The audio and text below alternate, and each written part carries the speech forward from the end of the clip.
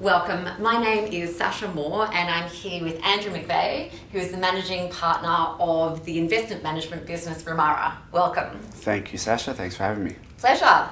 So what we're going to do today is just unpack a little bit what a private credit income fund is and how that differs to a fixed income. So perhaps if we start with the private credit income fund, if you can unpack that. Yeah, certainly. So the private credit income fund essentially is a private fund for investors. It's not publicly traded, which is one of the major differences to fixed income as a product. But essentially what we do is we'll lend out money to end borrowers, package that up into a security trust, and then essentially allow investors to take investment slices of those loans. So the big difference between a private credit income fund versus a fixed income product is essentially they're not publicly traded, so they're private investments. You're generally closer to the assets, so the yield is better.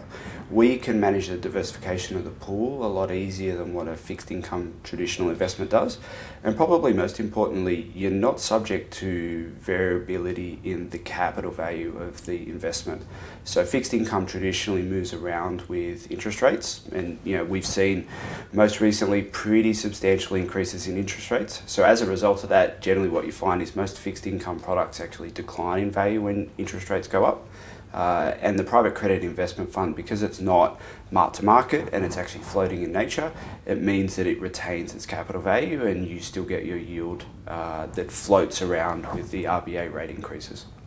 Okay, and I guess just to touch on the volatility piece that you were just speaking to, I would expect that there's quite an opportunity or quite an appetite for private credit in this current market. There certainly is. I think it's an interesting time. Like, we're about to go through some pretty significant structural changes. I think we're looking like it's the end of one market cycle and potentially the beginning of another. And that throws up a few challenges, particularly around the fixed income space. The last 10 years, you've seen everybody kind of buy bonds, and as interest rates have declined, everyone's ridden the capital value up. I think that period now looks like it might be over. And the pretty significant increases that we've seen in the RBA rates over the last 6 months has meant a lot of people have had trouble keeping up with that increase. A lot of private credit managers have had trouble. A lot of people who put fixed money out have had a lot of capital losses in the value of their book and the value of the investments that they ultimately invest into. The floating nature of private credit is really going to provide an opportunity for investors to be able to work with the market, link with the underlying RBA rates, and that's if the RBA rate goes up further or it actually declines as well. So I think, as I said, we're in a transition cycle. We're not too sure exactly whether it's going to go up and continue to go up further from where we're at now, or whether it's potentially going to pause and decline.